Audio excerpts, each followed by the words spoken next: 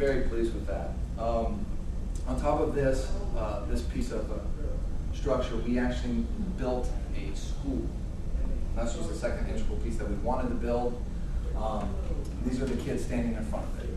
They had their uniforms donated to them, and you can see them wearing it. It's the green with the brown skirts and the brown pants.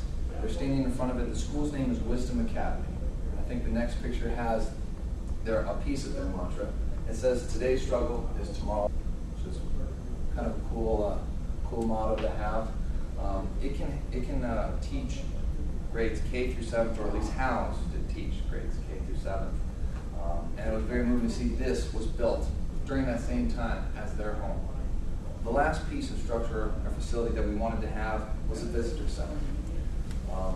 This was one of the foundations. We want to have people go to Kenya. We want to have people experience Kenya. We want to have, especially young people, from my perspective, I want to have young people go and experience Kenya. This was built by the end of 2010, and it is right at the back of the two main buildings. Behind that courtyard, it's a 2-story building. It's 2 stories, right? I haven't seen pictures yet, but I'm very excited. The visitor center actually can house people that would take over, experience, and that's what we envisioned for them. During the feast, this was before, it actually got built right after the feast. During the feast, they had anywhere between 700 to over 1,000 people in attendance each day. And it was also very interesting to see how much good the facility did just to house the people during the feast. They did their best to invite people in. We donated a lot of the mattresses so families could try to stay in them. But unfortunately, we could not house all of them, so it was a great deal of people. And I don't know, most of you may be familiar, but in some third world countries, in some areas, the locals never see outsiders. So you get a lot of shock and awe when you're walking around. People are not used to seeing you. They either be very scared or very excited. In this area, very, very few white people. So the word was Omosongo, which meant white man. And when I hear that, people would either be running or people would be very skeptical. A lot of kids would come up and grab and be very, very excited. So during this feast, it was amplified.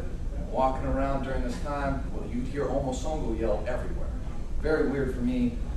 So just an interesting little story. During this time where we had all these structures built, we also had to get the legal documentation, the licensing, the registering of the buildings, the facilities, and this was extensive, but this was completed during that same time too. On top of all the legal pieces of the structures, the kids needed documentation. I know that some people are familiar with some of the orphanage projects. Kids can't have AIDS in our area. They have to be checked up by a doctor every year. They must have every month, I apologize, and they must have proof that they're orphans and fatherless, some type of documentation to support that. And so all of our kids, thankfully we got all of that taken care of. I'm tired of the legal stuff. All that was done during this time, which was quite a headache. On top of this was the basic needs, what I want to move to in progress that we've made. Obviously the food was a continual effort to try to provide for them. In addition to that, it wasn't a very good picture of the water basin on top of the building, but since they have so much rain, they have places where they store the rain, just big basins to collect the rain. They also have a well. This is something that we wanted to have, continually providing for them. In addition to the food, I'll comment on the future of where we want to take this, but right now it's sustainable. We're giving them food, water, and shelter. But one interesting thing that gave us a lot of hope is that to give just one person in our project food, water, and shelter for an entire month only costs $20. This was moving for us. Yeah, we can do this. That is less than going out to dinner one night. All we have to do is not go out to dinner one night, and we can change somebody's life for an entire month. This gave us a lot of hope that we can actually do this. And also, since we have that direct connection that I spoke about a little earlier, we don't have to worry about trickling that $20 down. We have that direct line to just be on the ground and help them. And an interesting story, we traveled a lot, visited the churches, visited sick people, visited a lot. One church was up on a hill, and we drove a car, went up, visited the church, and we were going to go across the way and visit a sick widow. So when we pulled up, I heard Omosango yells, and I could tell people were starting to make their way down to us. We visited the church, saw the structure. On our way back, there was a group waiting for us, about 5 or 6 people. And as I was listening to my dad, who usually carried the brunt of the conversations wherever I went, was talking to one of the locals. A little boy was walking up, about 6 years old, and in tattered clothing, and I overheard him say, "This kid has AIDS, both parents are dead, he has no family, so the locals take care of him," which was very hard for me because I've come from a very privileged background. I've never had someone in such a bad spot in front of me. And my instinct reaction was AIDS, and I stepped back, which was very, very tough for me, and I wasn't proud of it. And I don't know, for some of the parents, you know this universal sign, he gave it to my dad. He looked up, which means pick me up. Pick me up, big Omosango. And my dad, without an instinct, picks the kid up, holds the kid lights up like fireworks, and just is smiling. Other kids are coming up. He's very happy. He comes, sets him back down, and I was carrying on a conversation. The kid turns, "Oh no, I can't do it." Starts coming up to me, and unfortunately, I did not touch the kid. I did not grab the kid. I did not hold the kid.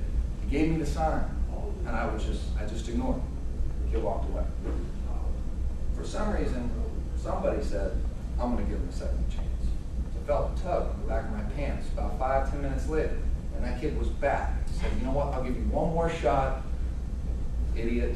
And so I turn around and I see him, so I reach down, I give him a hug, lights up like fireworks, and then walks off like he just hit a home run. All the kids saw, and they were running up and trying to be eager and carry on the conversation. But for me, it was very moving to be a part. I got a second chance to learn a lesson I should have learned the first time.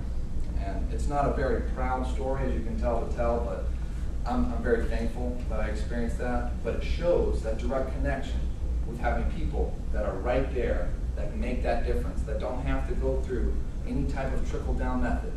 It's very important to have.